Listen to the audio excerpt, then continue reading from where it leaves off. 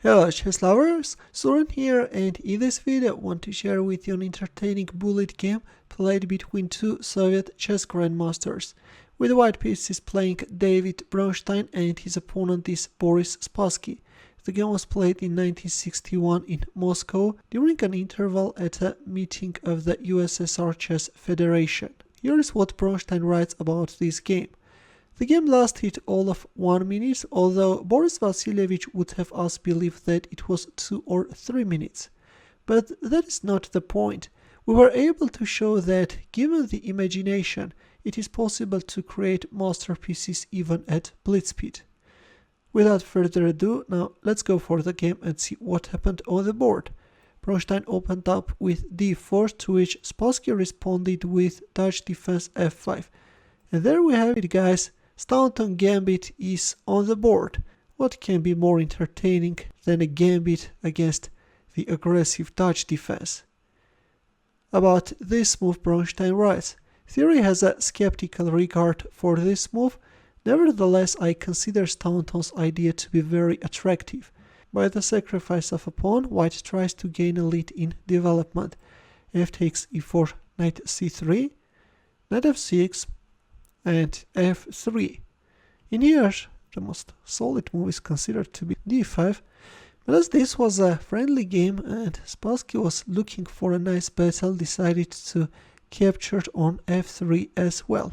This is allowing white to open up the f file, and later white can organize a very dangerous attack.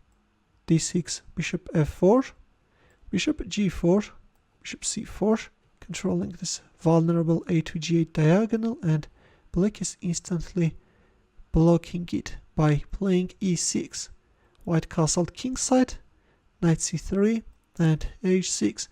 And here Bronstein is missing bishop takes e6 move, with the idea of if bishop takes e6, then rook e1, and then d5, and white stands much better.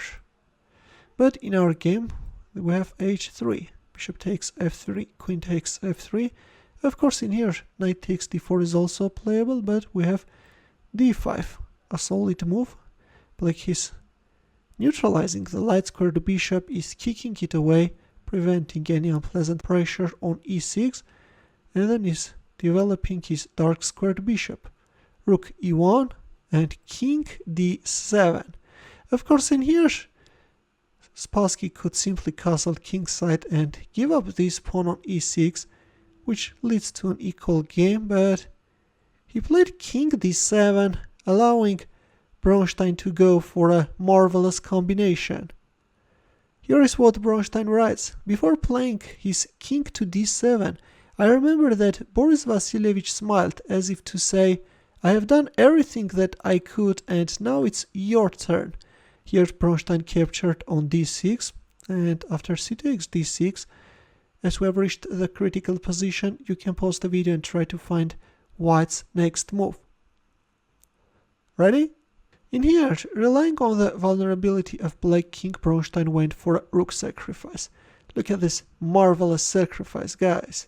With this move, white is breaking into pieces black's defensive shield, and now already can launch an irresistible attack. Also, by removing the defender, now the pawn on d5 also becomes a target. For example, if you won't accept the rook sacrifice and play a move like rook e8, then after the exchange of rooks on e8, white can play knight takes d5. And yeah, all this looks very scary. White is winning. That's why in our game after rook takes e6, we have king takes e6. But anyways, we have this knight takes d5 move. White is using the fact that black knight can't leave the f file. If knight takes d5, then queen f7 checkmate will follow. Let's go back. That's why in our game after knight takes d5, we have knight takes d4 and queen e3 check. King takes d5. Well, if king f7, then bishop c4.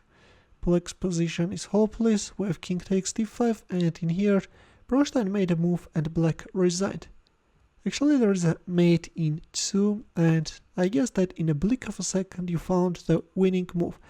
And that move is rook f5 check. So we have double rook sacrifice in this game, right guys?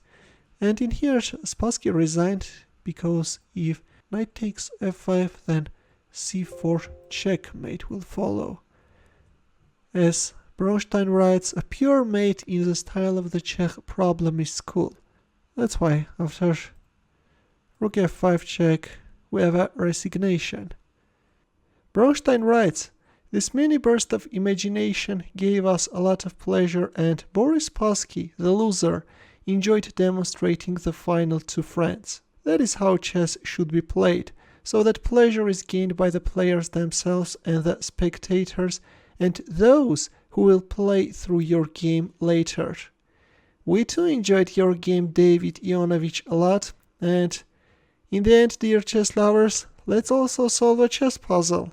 Please take a look at this position where the task is to find the winning line for white. It's white to move and I will wait for your answer in the comment section. Thanks for watching, here are more suggestions for you, feel free to check them out as well. I will see you in my next video. Take care.